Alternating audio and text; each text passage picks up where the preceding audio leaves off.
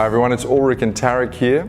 Today we're dealing with one of those really common, quite frustrating and difficult issues, which is impingement inside the shoulder during any kind of pressing movement. Very common to find that it's blocked up or feels kind of angry inside the socket. Let's solve that. So what commonly happens with rotator cuff impingement or ball and socket glenohumeral joint impingement is that you do have a restriction or a tightness of what we call the posterior cuff.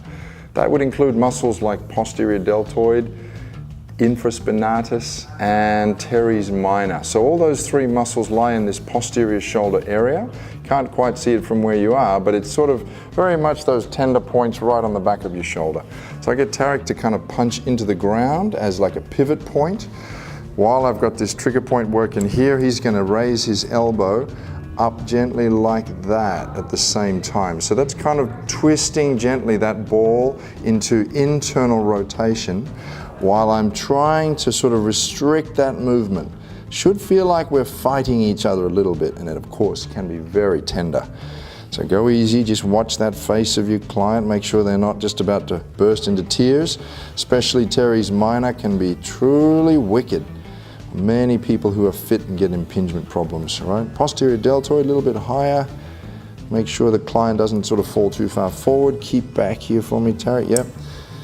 That's good. One more, couple more reps. I'll just hold it here. Try and get that elbow up for me.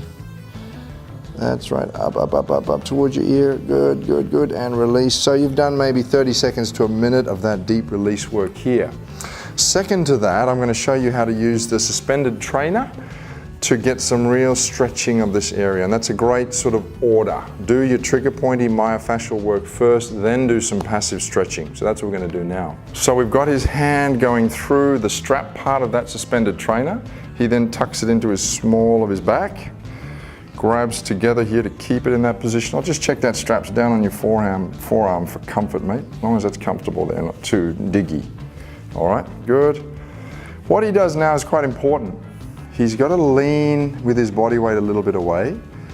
What that's doing, you can imagine this arm is in a very internally rotated position. It's stretching this posterior cuff area. To really ratchet it up, we ask him to twist his body towards that elbow.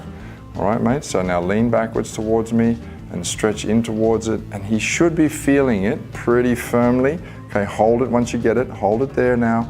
Pretty firmly on the back of or the side of that shoulder as he's stretching his posterior cuff. That needs time. That's hard work for a lot of clients who've got impingement.